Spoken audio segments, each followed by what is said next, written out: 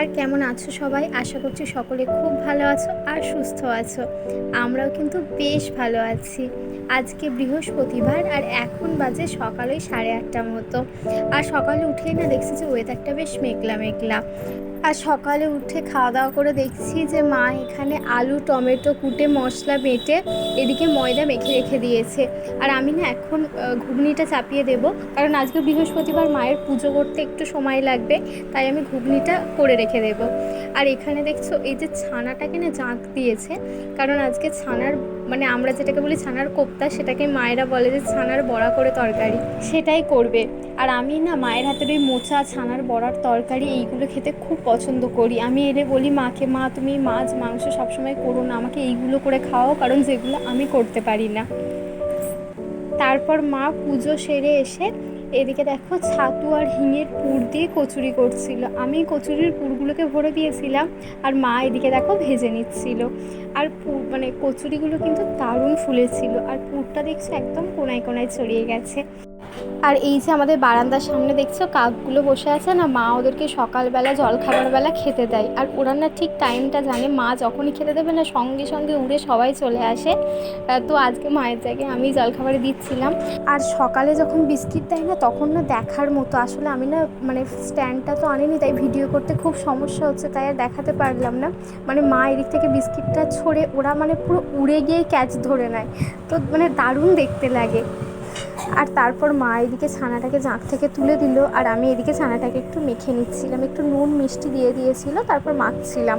কারণ কি বলো তো, ছানা না একটু দলা দলা ভাব থাকে, সেটাকে ভালো করে মেখে না নিলে যখন বড়াটা ভাজবে তখন বড়াটা ভেঙে যাবে। আর এই যে আমার ভালো করে ছানাটাকে এবার মাখা হয়ে গেছে, তারপর ছানাটাকে এরকম গোল গোল করে আমি শেপ দিয়ে নিচ্ছিলাম। আর এখানে আমার ভয়েস দিতে এত সমস্যা হচ্ছে না, মানে আমাদের বাড়ির একদম পাশেই রাস্তা, তো সারাক্ষণ গাড়ি যাচ্ছে। আর এই আজকের ভয়েসটা দিতে আমার যে এত সময় লাগছে, কারণ যেহেতু এটা মেন রোড, মানে সারা দিন প্যাঁ পু করে মানে সাউন্ড মানে হয়েই যাচ্ছে গাড়ির। আর যে রাতে ধরো ভয়েস দেবো, যেহেতু এটা মেন রোড বলছি না, তো রাতে তো লরি গাড়ির মানে আওয়াজ কোনো অংশে দিনের থেকে কম নয়, উল্টে রাতে আবার যেন আওয়াজটা আরও বেশি। তারপর তোমাদের সাথে আবার অনেকক্ষণ পর দেখা হচ্ছে। খাওয়া দাওয়া আমার খানিকক্ষণ আগেই হয়ে গেছে, আর এখন ওই 3:30 মতো বাজে।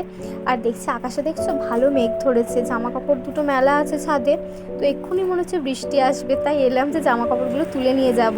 আর জামা কাপড়গুলো তুলতে এসে দেখছি এত হাওয়া দিচ্ছে, আর ওই দূরে দেখছো ওখানে দেখছো কতটা জল জমে গেছে।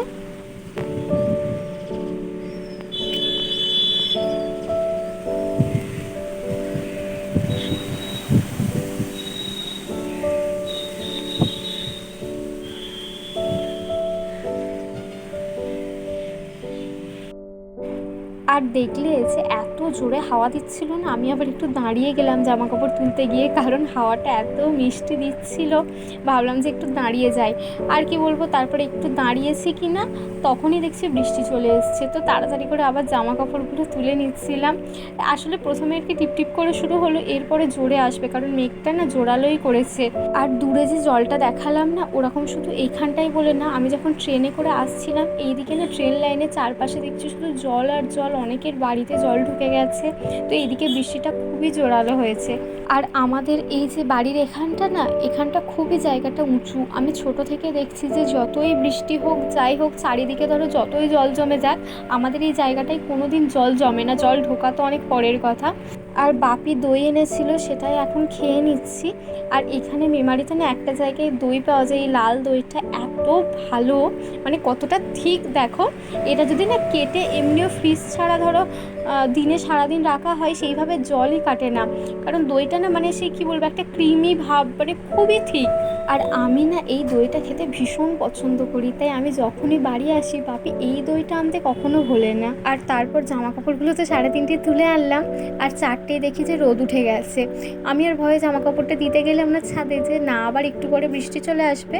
আর এখন দেখো 5টা 5 মতো বাজে, এখনও রোদটা দেখছো, মানে আমি জামা কাপড় দিইনি বলেই এরকম মানে রোদটা উঠে গেছে। আর আমার মতো এরকম কার কার হচ্ছে বলো তো, যে জামা কাপড়টা মেললেই বৃষ্টি চলে আসছে, আর জামা কাপড় না দিলে রোদ হয়ে যাচ্ছে, আমাকে একটু কমেন্ট করে জানিও।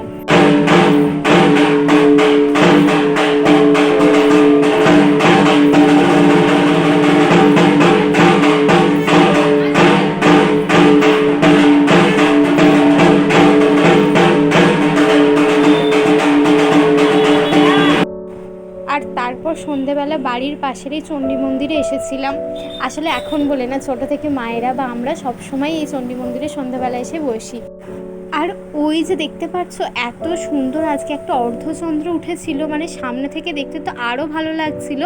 ফোনে অতটা ভালো বোঝা যাচ্ছে না, কিন্তু ঠিক মহেশ্বরের মাথায় যে চাঁদ থাকে পুরো ওরকম দেখতে লাগছিল, অপূর্ব সুন্দর। আজকের ভিডিওটা এখানেই শেষ করছি, দেখা হবে খুব শীঘ্রই পরবর্তী ভিডিওতে।